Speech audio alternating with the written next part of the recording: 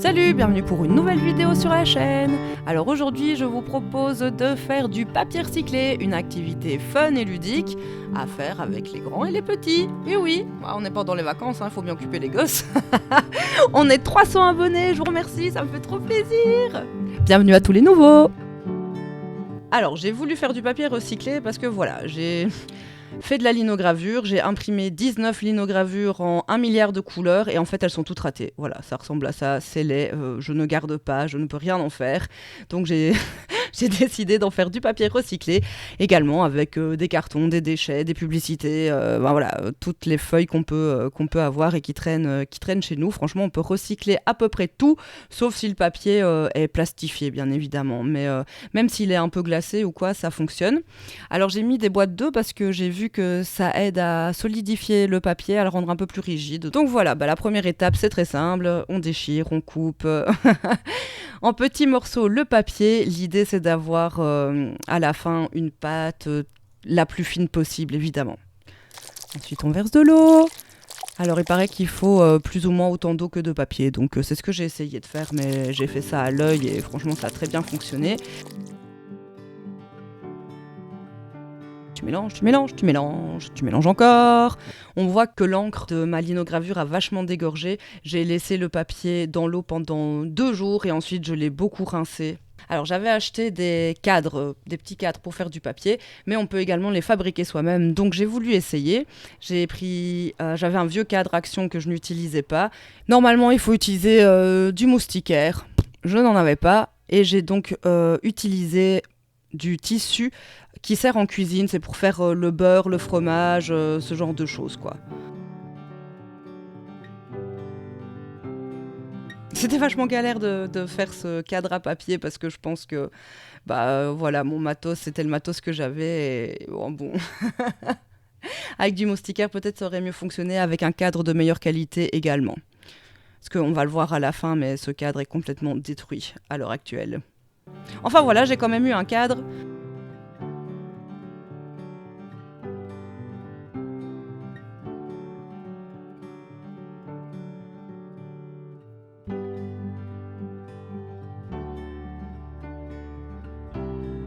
Je rince correctement pour éliminer le maximum de mon encre de linogravure. Mais bon, dans tous les cas, j'aurai un papier qui restera verdâtre. Ensuite, j'ai mixé avec mon mixeur plongeant qui a eu bien du mal à me faire quelque chose d'homogène. Mais bon, il faut juste prendre le temps et ça vient. Faites attention à ne pas faire surchauffer vos appareils électroménagers. Une fois qu'on a cette pâte de papier, il suffit de venir la remettre en suspension dans de l'eau et là, la partie fun commence. On peut venir avec nos cadres dans l'eau, récupérer doucement cette pâte à papier et on peut vraiment construire notre papier avoir quelque chose de fin ou quelque chose de très épais. Ça, c'est en fonction des goûts et des besoins de chacun. Le plus long, c'est vraiment le temps de séchage, le temps que toute l'eau s'évapore. Il faut bien l'absorber avec une éponge ou autre. Ça demande quand même pas mal de tissu, que ce soit des essuies.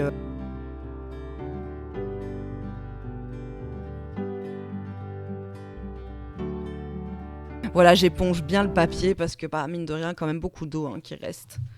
Avant de le démouler, il faut quand même qu'il soit pas trop humide parce que sinon il va se déchirer. Alors j'ai voulu mettre des fleurs séchées dedans, j'ai essayé différentes techniques. D'abord, j'ai essayé de les mettre une fois que la feuille de papier était formée et puis je suis venue coller un peu avec de l'eau. Pour ces petits pétales de fleurs, ça a bien fonctionné, mais avec des pétales un peu plus conséquents, ça ne fonctionne pas. Cette technique ne fonctionne pas trop.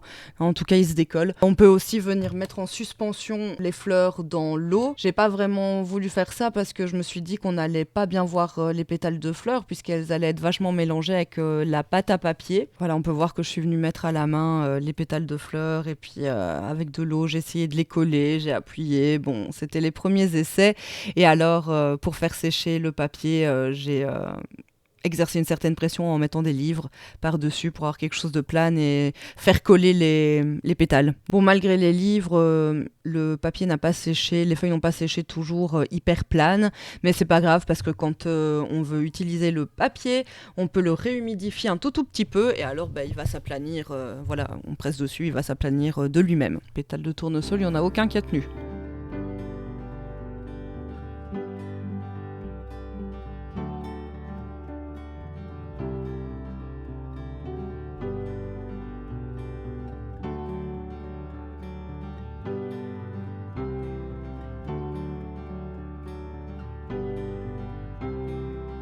Donc voilà, je remets de la pâte à papier en suspension. J'ai voulu tester de l'eau de javel pour blanchir le papier. Il en faut quand même beaucoup de l'eau de javel pour que ça blanchisse le papier. Et puis bon, c'est pas hyper écolo, donc je suis pas sûre que je vous conseille de le faire. J'ai lu sur internet qu'on pouvait utiliser du peroxyde d'hydrogène pour éclaircir le papier. J'en avais pas, donc peut-être je testerai une prochaine fois.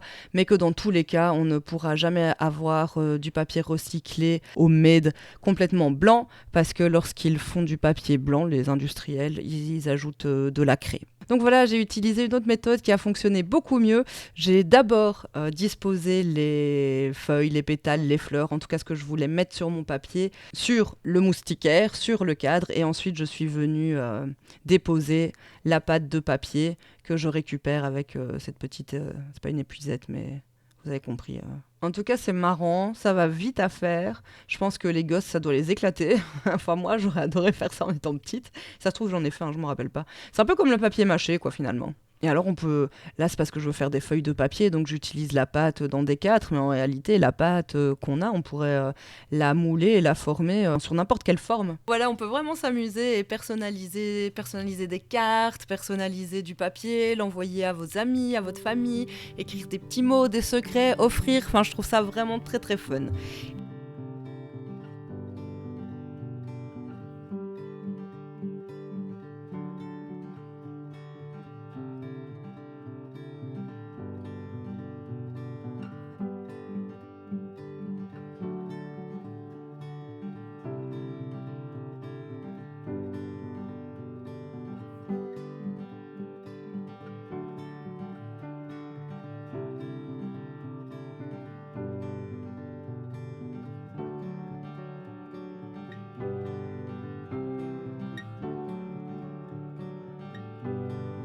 Ça a vachement bien tenu, j'étais étonnée. Et ceux-là aussi, les petits. Et alors ça, je suis hyper fan, je l'adore.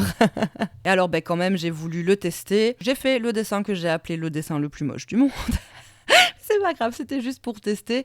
L'encre, ça fonctionne très bien. Les bics, les Posca, tous les feutres à encre, en tout cas à l'eau, ça a bien fonctionné. J'ai pas essayé les marqueurs à alcool encore. Et la gouache également. Il a bien tenu toute l'humidité que je lui ai remise dessus. J'ai frotté avec mon doigt, il y a du papier qui est parti. Donc ça reste quand même du papier qui est assez fragile.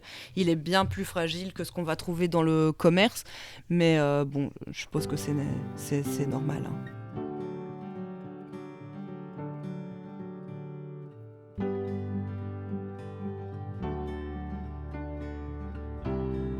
Je vous remercie d'être resté jusqu'ici avec moi. Si la vidéo vous a plu, n'hésitez pas à liker, à vous abonner, à commenter, à activer la cloche, à me laisser un commentaire, etc., etc. Moi, je vous fais plein de gros bisous. Je vous dis à bientôt dans une prochaine vidéo. Et comme d'habitude, prenez grand soin de vous. Et passez de bonnes vacances si vous avez la chance de partir en vacances. Salut!